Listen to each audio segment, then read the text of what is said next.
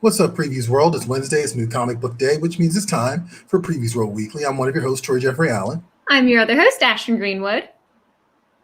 AKA, usually this is where I'm like, AKA the Duchess of Free Comic Book Day, which is still true, but there's like Free Comic Book Day is hibernating at the moment. Yeah, it is hibernating. Actually, you know what? One thing we didn't discuss before the show, but I saw this morning. You want to mention Halloween Comic Fest and the happenings with it real quick, or the non-happenings? Yeah, definitely. So we've been getting some questions about this, about kind of the status of Halloween Comic Fest, and unfortunately, due to kind of its proximity to when Free Comic Book Day was celebrated and with the planning and logistics that will go into an event of its size, we've made the decision to cancel Halloween Comic Fest for this year. We will be back next year in 2022 to celebrate Halloween Comic Fest with you guys again. There you go. Yeah, I know we've been kind of talking about it in secret off and on, but I woke up this morning, I saw the headline on Bleeding Cool, and I was like, well, I guess the decision's been made. Yep. There you go. Ashton, you got to explain this to me, because I'm really, really, really confused and wondering, and I know you've already done the deep dive on this. Right. I saw the Variety headline says, Dune, early reviews call Denis Villeneuve's film both brilliant and disappointing. How does that work? Like, what's going on here? So kind of, I'm super excited, and I'm also going to be one of those people that's like a denier until I see it for myself. Like, your opinion only carries so much weight because I have my own expectations for this film. Right. Nevertheless, it did premiere at Venice Film Festival over the weekend, and so early reviews are starting to roll in on this. And kind of the consensus, this brilliant, disappointing duality, is that people are really just gobsmacked by the sheer scale of this and like the production value, and just it's really insane in that regard in terms of the effects and things of that. But they feel like maybe he missed the mark a bit with the narrative. Interesting. And maybe the storytelling maybe kind of fell flat in comparison to the effects. My completely uninformed take on this, since I've seen not a moment of this movie besides the trailer, is if you've read the book, you know that the first half of the book is like almost all world building, right? Like there's not a lot of story taking place until about halfway through the book. He really starts to kick it into gear in what's happening between the Atreides and the Harkonnen. So you can read half of the book without there being a narrative. And I imagine translating that to the screen would come across like there is no narrative. You're right. Just a lot of world building, which I mean, hey, that's highly effective, to be honest. Like, that's totally okay. I'm totally okay with that. Yeah, I'm actually surprised. I swear, like, that's the first time a Denis Villeneuve like movie has kind of gotten even a mixed review, like, which is what this sounds like. So I'm still going to see it because I'm still curious about it. I'm super excited to see it. I wonder though, like, I can't help but wonder if Dune is kind of just cursed to always be one of those films that just can't be effectively adapted. One, because of the scale of it and everything that Herbert does in the novel, and two, just because it's such a beloved property as a book that it's kind of like, not to bring it back to this, but it's kind of like a Star Wars thing. Can you adapt it and always live up to the hype? And maybe the answer is you can't. Maybe it is. I mean, look, people said the same thing about Watchmen, and they did it. But depending on the U.S., people actually think it's cool, the movie's cool, or people are like, I hate the movie. So yeah, I'm curious. Like, I truthfully, when a movie's like split like that, it makes me even more interested in the movie. So this actually got me from, I'm going to say it just to say it, to like, well, now I'm really curious about this. Like, what is going on here? So, all right, keep an eye out. Do you remember when it's coming out? Because I don't remember when it's coming out. October 22nd. All right, cool. Ashton's got the dates. I love it. I'm ready. Speaking of box office real quick, no, we're not a movie. Well, we're a geek culture show, so we'll talk about Shang-Chi real quick. So yeah, I'll be honest with you. I was one of those people that didn't think Shang-Chi was going to walk out of the weekend box office with the numbers that people thought it was going to walk out with. Mostly because like China was not showing it. China's a huge market for Hollywood. Right. Like they've been courting them for like about 7-8 years at this point. And China was like, nope, no thanks, don't want it, for various reasons, and some cultural reasons and a couple other things. But movie knocked out 90 million, like box office weekend, like over the Labor Day weekend. Nice. I think the interesting thing about this, I haven't seen the movie yet, mind you, and I might actually catch it tonight. I'm still debating. But the interesting thing about this is it kind of makes Scarlett Johansson's argument for her, that if you hadn't like done like a simultaneous Disney Plus and box office release, the take would have been better. So yeah, I'm interested. I'm really interested to see what how this all plays out. Now I'm actually more curious about the movie because all I've heard is people rave about it. I haven't heard a single negative thing about it, so we'll check that out. You haven't seen it yet, right? I haven't. I was talking to one of our coworkers, Matt, though, who's kind of like, not the biggest MCU guy. He could take it or leave it, whatever. But he saw it over the weekend and he raved about it. Oh, okay. Wow. You talking about Matt? Yeah. Okay. Yeah. All right. Matt's known for his sarcasm. So I'm actually, that makes me very curious about this now. If he walked out of it like with no complaints, that's actually pretty cool. Actually, one more thing before we jump into comics. Johnny brought this to my attention, right? Apparently the actor of the main lead in Shang-Chi was a stock art model. I don't know if you've ever seen, like, how sometimes you'll Google photos for XYZ articles and you get those stock images. Of course. Mr. Liu, he's in some of these stock images. That's hilarious. And apparently he reposted that one right there of him pointing to the computer, and it wasn't me laughing at the people who thought we would flop. So I guess I was one of those people. I got to be honest with you because I had no idea. That's another great one. Look, in the movie theater, no less. That's so hilarious. Right. It's just a reminder. Look, actors got to start somewhere. Right. This is definitely his biggest role. So that's funny. It's just kind of like nice reminder that we all got to start somewhere. All right, let's do some comics, right? We're a comic show. Let's talk about some comics. Ashton's gonna give you her pick, and I'm gonna give you my pick, and we're gonna show you what's available at your local comic shop this week. So here we go, new releases.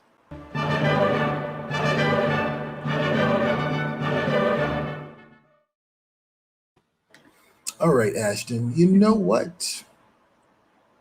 I'm gonna let you go first. Okay, great. You almost had me there for a second. I was thinking about it. There's, it's not set in stone who goes first, but I'm like, screw it. Ashton, you go first. What you got? Okay, so my pick this week is The Last Book You'll Ever Read from Vault Comics. It's written by Colin Bunn, who is a bit of a fan favorite. And so it centers on this author here, Olivia Jade, who is the prophet of the pending collapse of civilization as we know it. And so she foretells her prophecy in her bestseller, which is called Satire. And so then people kind of take it upon themselves to use the book as a reason to break out in acts of senseless violence, and there's bloodshed across the world as a result of the things she said in this book, and she's foretold the collapse of society. So a lot of people have kind of capitalized on this opportunity. And so in the midst of all of this chaos, she decides a book tour seems like a good idea, because why not? And she hires a professional security officer to kind of keep her safe, but under the mysterious circumstances that he can never read the book. Like, no matter what, he can't read it, which is already very concerning. Right. You shouldn't even tell him not to read the book, because now he's going to read the book. Right. So the book tour kicks off, not going well. Immediately people are pushing against it. And so as the tour grows more violent, more chaotic, it starts to seem like maybe the book itself is manifesting all of these kind of acts of violence. And so maybe she's controlling it, or a witch or something like that. So I'm super interested. This is a fascinating take on like the apocalyptic storyline. Yeah. So I'm excited for that. Number 2 is out this week. And if you missed number 1, there's also a second printing of number 1 hitting shelves today. So you can hit both of them in one go. All right, cool. I'll check that out. Look, on brand as always, Ashton. We love those post-apocalyptic stories. So my pick this week, this is issue 47 of Deadly Class, but my pick this week is issue 48. It's closing time, guys. Deadly Class is about to wrap up, and it looks like issue 50 is on track to be the last issue of this series. You know what? And like, I'm not even sad about it. Like, I think that if they had tried to drag this out longer, it probably would be less effective. And as it currently stands, the book is actually still firing on all cylinders. Better to go out on top. Like, I did an interview with Wes Craig and Rick Remender a couple of months ago about this series, not knowing that it was going to be the final arc. The book was firmly planted in the 1980s. And then this arc kicks off, which is called Save Your Generation, and it jumps to the 1990s. And issue 47 jumped to 2000, the early 2000s. So now I'm curious, like, what's going to happen in the next 2 issues? Because these characters who have been pretty much kind of almost frozen in time in the late 80s are now getting older, and you're kind of starting to see the fallout of just some of the dark backgrounds of some of these characters and how deep it goes. And I got to say, poor Saya. I picked this cover up and I was like, that's a weird cover. And then I started looking at it again. I was like, Oh man, she's on drugs, isn't she? Yep, she is. So oh no. yeah. It's things are looking real bad for Saya, and Marcus looks like he's on track to go back to King's Dominion's school of assassins, and he's there to get some payback for all the damage they've done to all these kids. So I'm very interested. It was actually cool. There's actually a letter in the back of this. Oh yeah, there's a Wes Craig announcement. I didn't see a lot of people reporting about this on like the major websites, but I definitely follow Wes Craig and Rick Remender on Twitter. And yeah, like he made it very clear, like this is the big finale of the series. So get with it, guys. Get with it. Like now's the time. If you've been trade waiting, this is actually perfect time to jump on because the book's about to end really soon. And actually one thing I noticed, I thought about after I read issue 47 this morning, there's a nice letter at the end that kind of mentions how relatable the characters are. And I know that people talk a lot about like, oh, I can relate to this character. I've never been one of those people that's I can just relate to a character. Like I kind of just go for the journey of the ride, go for the journey of the story itself. But I gotta admit, Deadly Class, yeah, I really do relate a lot to these characters. I think that some of their experiences, not that of course, not the assassinations and the Yakuza and none of that stuff, but just some of the strong emotions that these characters have about certain things. Like I kind of can relate to that. At least Teenage Troy can relate to that in some regards. So, sure. Yeah, it's kind of like seeing some friends go by, say bye. So looking forward to it. And like I said, glad they're ending it on a high note. I think that's awesome. All right.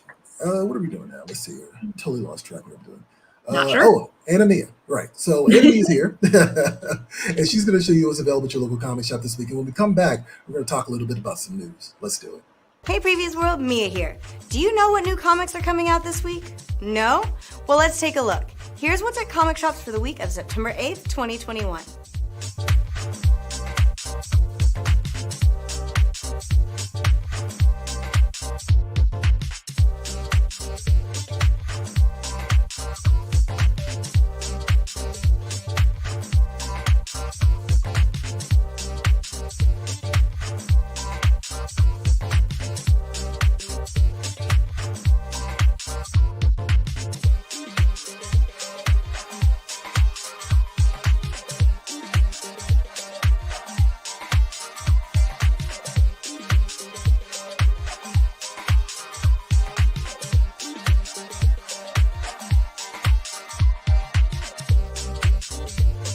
Is that it? No way. Your comic shop has something for every type of customer. So stop at a comic shop today, and I'll see you back here next week.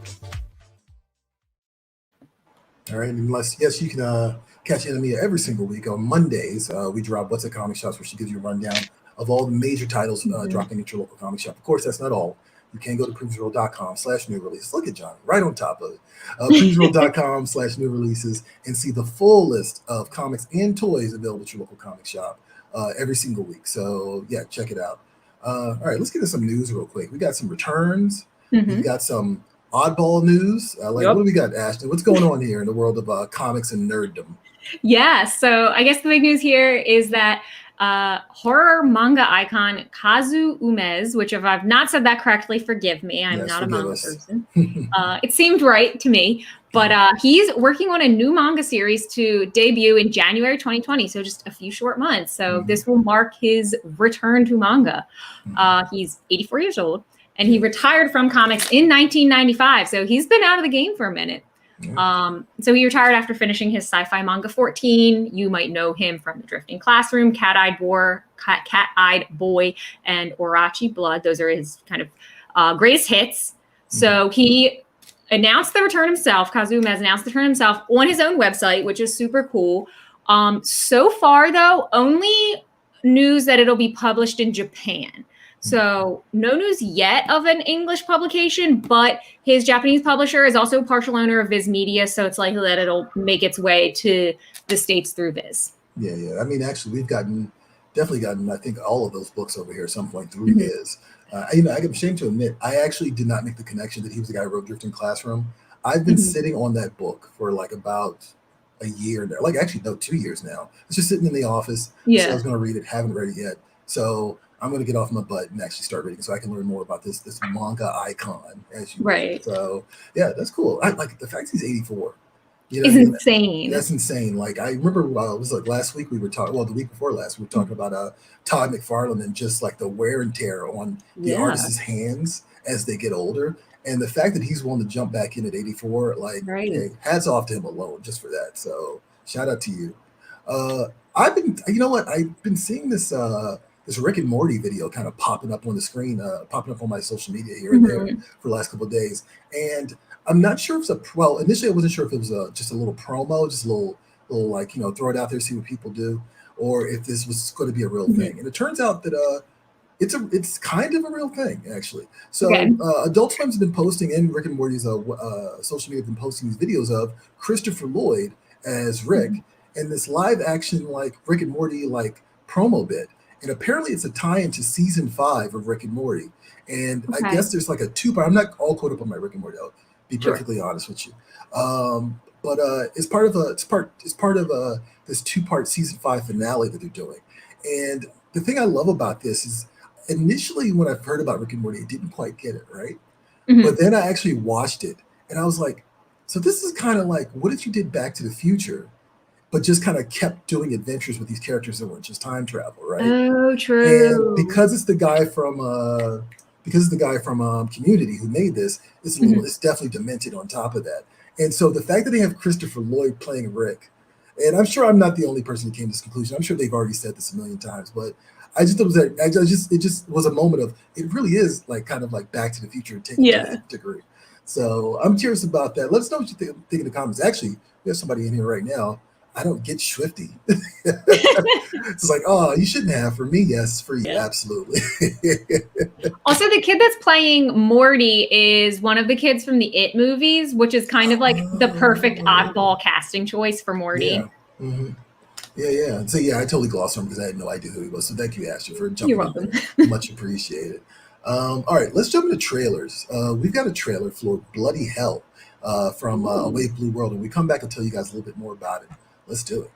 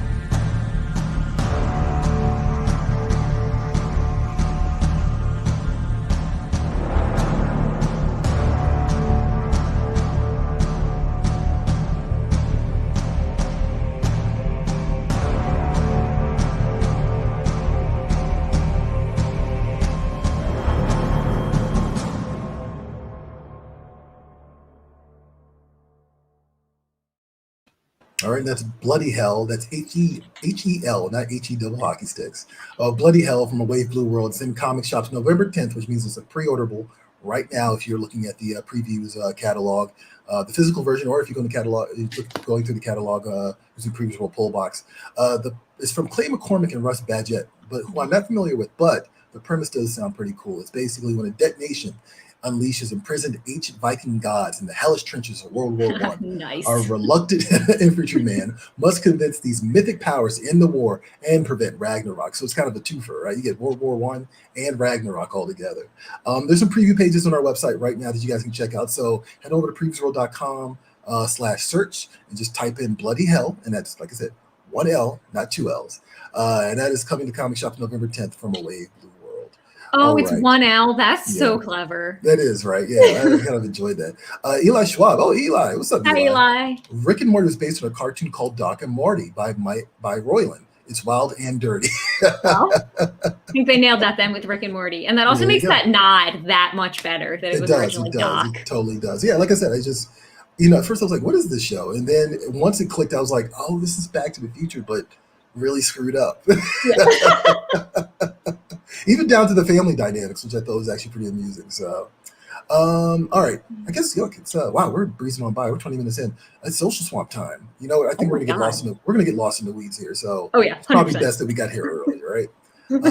Ashton's going to take over. She's going to tell us about your unpopular opinions. Let's go.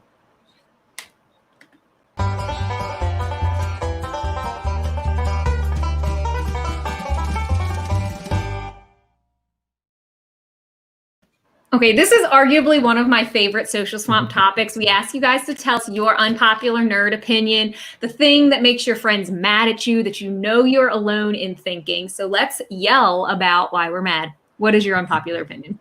Lando, nice name, says, Howard the Duck feature film was the best Marvel movie from the XX century and the sexiest Marvel movie. Oh, okay. Sexiest Marvel movie of all time. It deserves respect in a 4K remaster, but not a CGI reboot. Please, no, never reboot Howard the Duck. Okay, interesting. I'm not quite sure what the XX century is for. It was 20th century, but I tripped over it because I was already reading the sexiest part, and I was like, what is happening here? But yeah, I don't understand why you put XX. That's really odd. I don't either. Please, Lando, if you're watching, please explain. Let me know. Right. Okay, Scott says, Killmonger is the rightful ruler of Wakanda. In the Black Panther movie, T'Challa cheated. It was supposed to be a fight to the death with no outside interference, but M'Baku, the Panther's mother and sister, all helped save him from dying. Yeah, actually, that's very fair. That's actually literally what happened. So, right. I mean, okay, I'm not hating on that. Steve says Bendis is actually a pretty good writer. He just hasn't had the right book at DC and was given any book he liked at Marvel. His Daredevil and Alias Jessica Jones runs were superb. Defenders and Spider-Woman Agent of S.W.O.R.D. ended too soon. I mean, look, hey, Brian Michael Bendis got me back in the comics. He's one of those creators that, like, got me back in, and because of his Daredevil and Jessica Jones. So I can't hate on Brian Michael Bendis. Whatever. All right. Josh says making panel for panel, shot for shot live action remakes of comics or anime is boring and unnecessary. Let writers have creative freedom. Sweet Tooth on Netflix was good, and Y the Last Man and Cowboy Bebop will both be pretty great, even with whatever changes are made. Actually, you want to talk about that some more when we're done with this. Okay. Charlie says Wonder Woman is the definitive superhero, even over Superman. It's not just because she can take damn near anyone in a fight, but she can, though. It's because she always will sacrifice her own safety for the greater good. It's because there's no underprivileged class that's not important enough for her. It's because she will not fight unless she needs to, but once she does, she will fight to win. Hey, again, that's another good one. Yeah. I'm with it. We got some haters in here. Bendis was a good writer. Okay. All right. I mean, look, you're entitled to your opinion, man. It's apples and oranges, I guess. I don't know what to tell you. But yeah, I'm actually that comment about straight to live action, because we were just talking about, well, first of all, last week we were talking about Cowboy Bebop, and there was something else that you were actually talking about Avatar. Avatar, that's what it was. And and these live action, and I just were watching earlier in the show. I don't know. How do you feel about that? Because I kind of feel like, I don't know, like I kind of feel like, yes, I want the director to have creative freedom, but I also want them to draw inside the lines, and that can go bad really quickly if they don't. You know what I mean? Yeah, I think there's a really precarious balance to strike with adapting something, because you want to make it similar enough to what it is that you captivate the audience and they're excited about it and it's a thing they already love and they're seeing it for that reason. But you also want to find some amount of newness that makes the stakes feel higher and feels like there's something you're going to get out of it that you haven't already experienced. And you can super easily ruin something by going too far in either direction. Oh, yeah. Actually, one of the things I liked about the Watchmen movies, I felt the finale, which they definitely changed from the original comic book, actually was a little bit more thematically, it worked better than the big giant squid that falls out of the sky, which is the ending of the comic book. So I totally get that. That's an interesting one. I think that not drawing inside the lines can, like you said, can go painfully wrong really quickly. So you never quite know. You know what I mean? I actually think that's maybe probably what happened to Black Widow a little bit too. That's in that situation. Yeah, I feel like it's not realistic anyway to go panel for panel. No. Because not everything's going to translate. It's not always going to be a Marvel movie that's got, $500 million to blow making it or whatever their budget is. So there's always going to be some things that are just out of reach, and going panel for panel in situations where you can't land that trick creates more problems than it solves. Absolutely. No, I'm with you on that. I'd like, yeah, it's like I said, precarious. That's the best word. Yeah. That's the best way to put it. Yeah, I mean, hey, no hard sell there, right? I guess that's all the unpopular opinions for today. Johnny, you have an outline Care Bear fan fiction. I'm gonna rope you into this because I want to know what's going on here. What do you want to say about Care Bear fan fiction, Johnny? I have no idea. I thought we were scrapping this idea. Oh, wait, I Nope. guess I did put it in. No. We're here. How did Been this lost even in the come up? sauce on Care How Bear did this- fan fiction. How did this even come up? We were in the production meeting yesterday, and something about Care Bears come up. And Troy, you asked, like, are Care Bears even a thing? Mhm. And I said, yes, they are, because I know, like, I picked them up at a local, like, big box store. They have some that are coming out, and there's a new cartoon coming out. Mhm. And one of you two said, is there Care Bear fan fiction out there? I'm pretty certain it was Ashton because I don't think that's a question I would ask. That doesn't sound like me.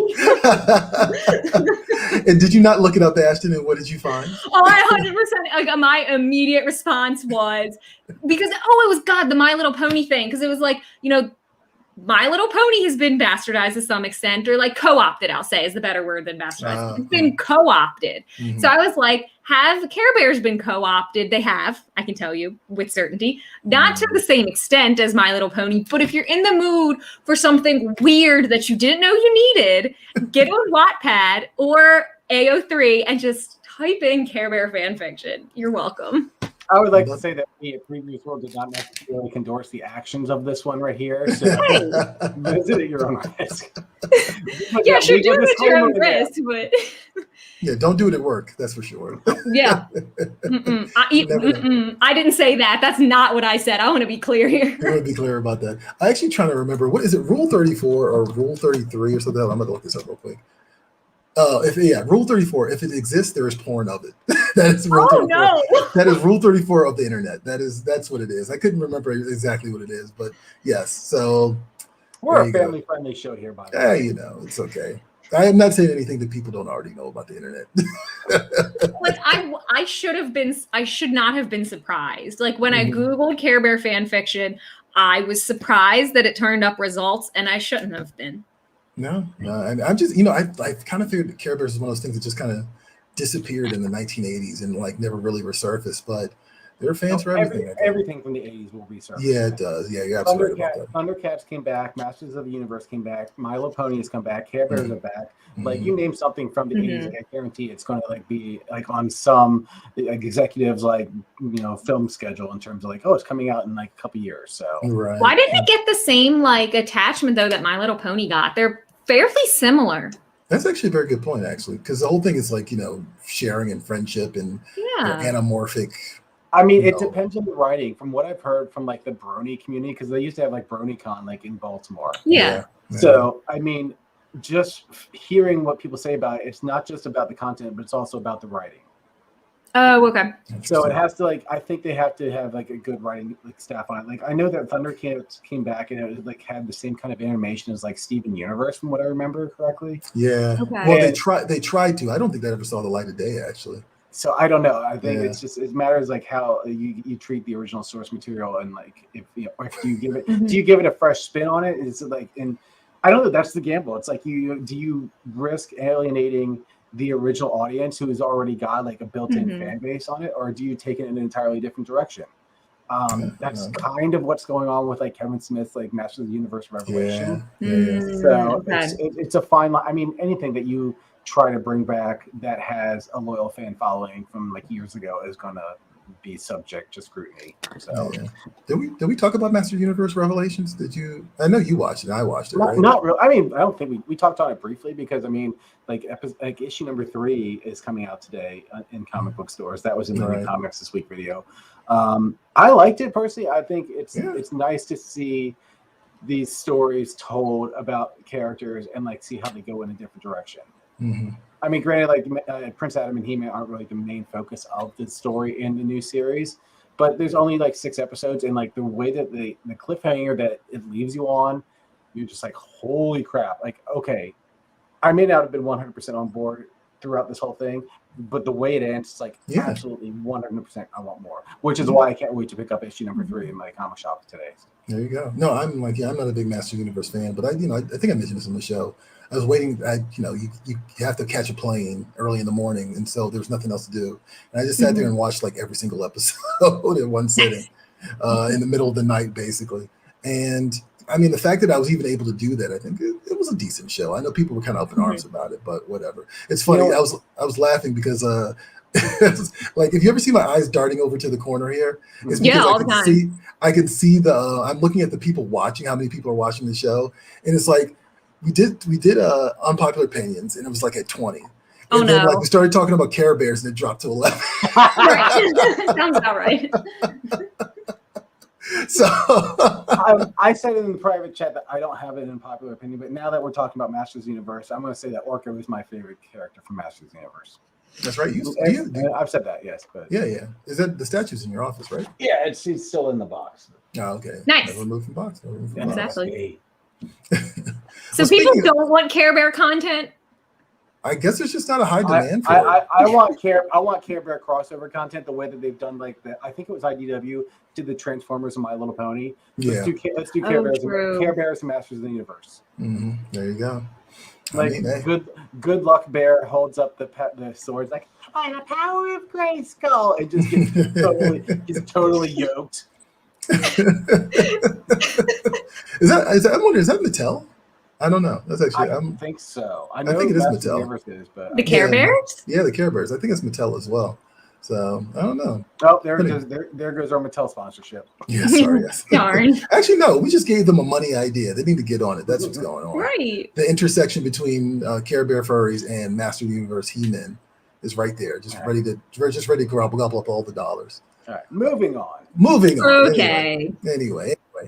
Actually, speaking of unpopular opinions, Ashton, our poll this week, I feel like is might be pretty divisive. I'm hoping it is because I think this is very amusing. You want to? I hope it is too. I haven't checked it since I put it up. So Natasha and I skated over this last week, but so Troy thought it would be a good idea to dig into it.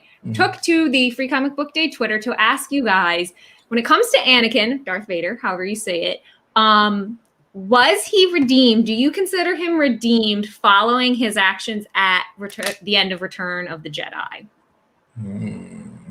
All right, let's do this. Let's do this. Johnny, you know what? I'll start and then we'll go down the line because I know Ash is going to have a lot to say about this. Well, before we do that, I want to have the people who are watching to chime in. It's like yes or heck no. So let us know in the comments where you stand on this. Yeah, give us good reasons, guys. Is Anakin redeemed or not? Let us know. I'm going to say, look, I've always considered the prequel movies, even though I watched all of them and I thought the Revenge of the Sith was decent, I kind of always considered them unnecessary. And, so I'm definitely of the mentality that if I had never known that Anakin had killed a bunch of younglings, I probably would be on Anakin's side in some regard, after watching the end of Return of the Jedi. But with the information that the prequels provided, I had to say, hell no. So that's my take. What about you, Johnny? Where's Ashton stay on this? Okay.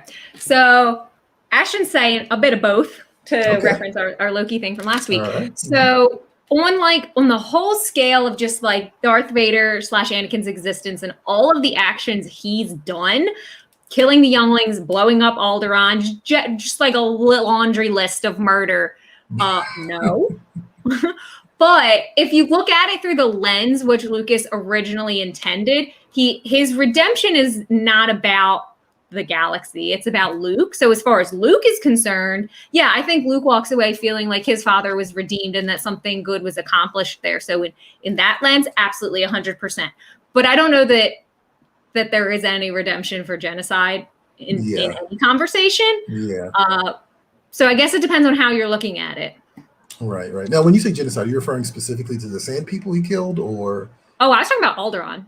Oh, Alderaan. Yeah, actually, you're right. 100% correct. You don't get redeemed from mass genocide by saying you're sorry. Yeah, that's fair. And just because you threw the Emperor down his shaft.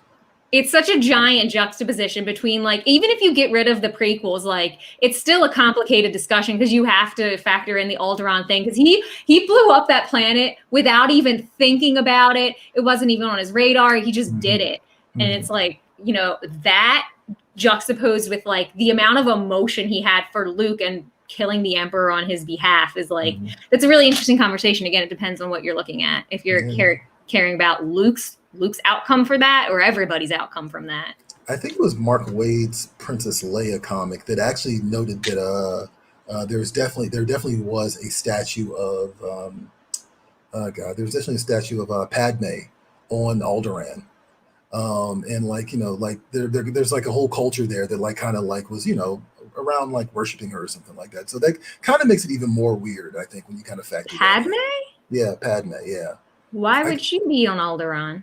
I swear I remember. No, I mean there was a statue of her, not her on Alderaan, but there was a statue. Right, but like, does she have any particular link with Alderaan that there would be a statue? Like, it would make sense for there to be a statue of her on like Coruscant. Right. Yeah. Well, I mean, let's say, like, I mean, if I remember correctly, Yoda arranged the twins being kind of separated.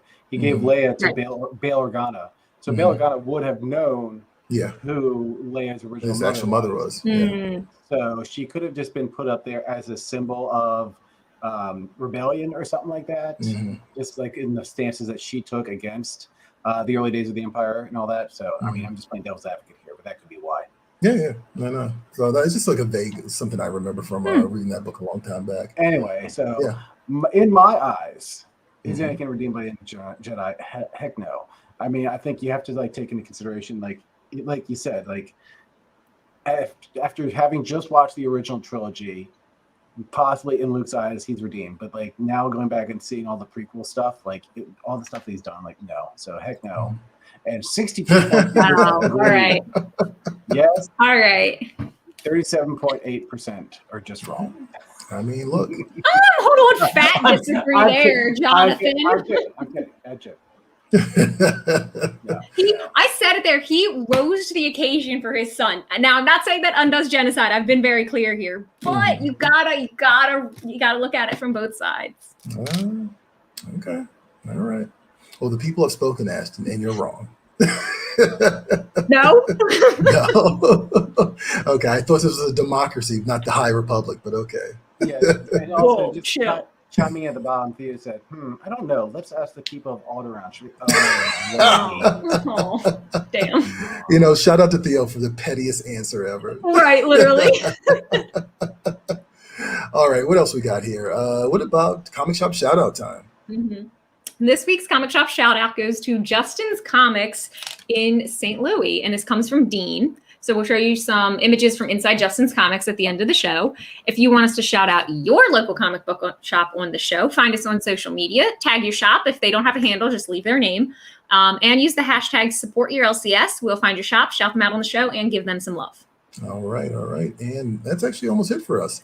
I want to point out that over on PREVIEWSworld.com, I did 2 interviews this week. One was for Black Caravan, which is a new imprint from Scout Comics. They've got some really cool horror books, and they're also doing some sci-fi stuff and a couple of fantasy things in the near future.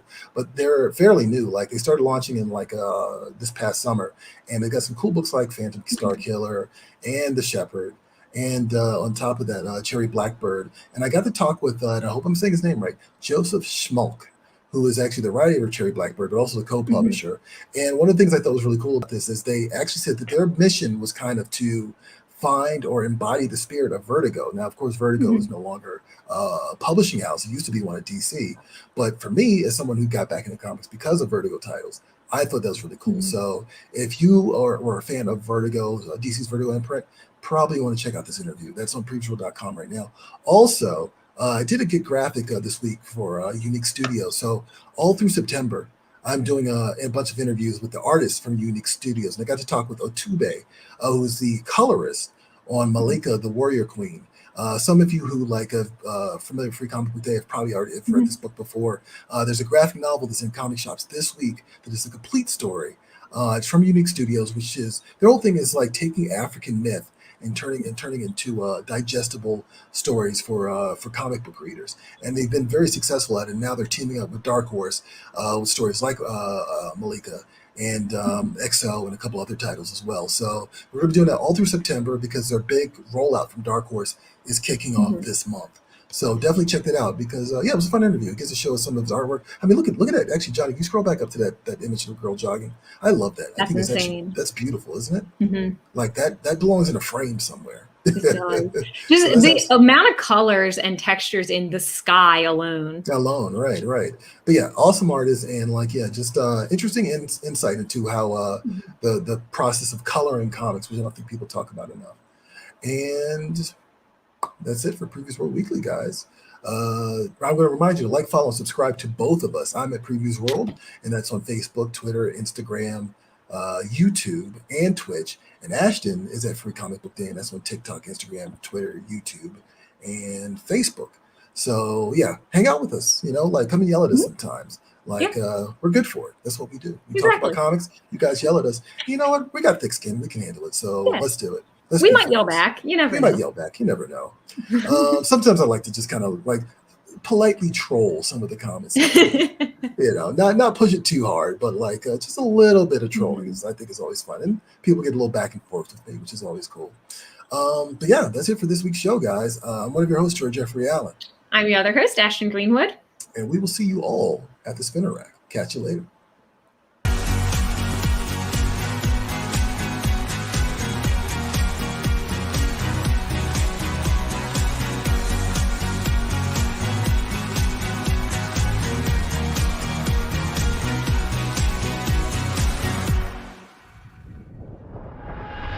Don't forget that you can catch Previews World Weekly streaming live every Wednesday at 4 p.m. Eastern, 1 p.m. Pacific at Previews World on Facebook, YouTube, and Twitch.